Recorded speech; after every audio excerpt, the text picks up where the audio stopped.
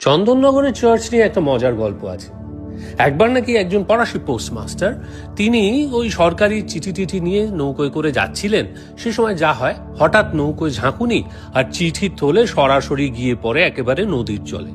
Postmaster তো মারাত্মক চিন্তিত হয়ে পড়লেন। ওই চিঠি হারিয়ে ফেলা মানে নিশ্চিতভাবে তার চাকরি যাবে, অথবা তাকে দেশ ছাড়াও হতে পারে।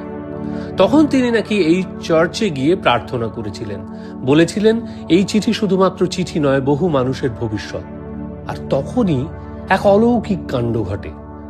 একজন সাধারণ মাঝি একটা ভেজা থলে নিয়ে আসে এবং বলে, সাহেব, এই যে তোমার চিঠির থলে, এর ওপর তোমার নাম লেখা রয়েছে, তাই তোমার জন্য নিয়ে এসেছি।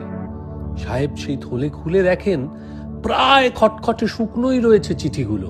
আর তারপর থেকেই তৈরি হয় এক বিশ্বাস যে এই চার্চ হারিয়ে যাওয়া চিঠি ফেরত দেয়। আজও নাকি বহু মানুষ চন্দননগরের এই চার্চে পরীক্ষার অ্যাডমিট কার্ড, বিদেশে পাঠানোর কাগজ, চাকরির আবেদন, প্রিয় মানুষের চিঠি এসব নিয়ে দুশ্চিন্তায় পড়লে সে একটা মোমবাতি জ্বালান গির্জায় এসে এবং সেই কাগজটা, সেই ডকুমেন্টটা কিছুক্ষণের জন্য গির্জায় রেখে দেন। তারা মনে মনে বলেন চিঠিটা যেন ঠিক জায়গায় পৌঁছয়।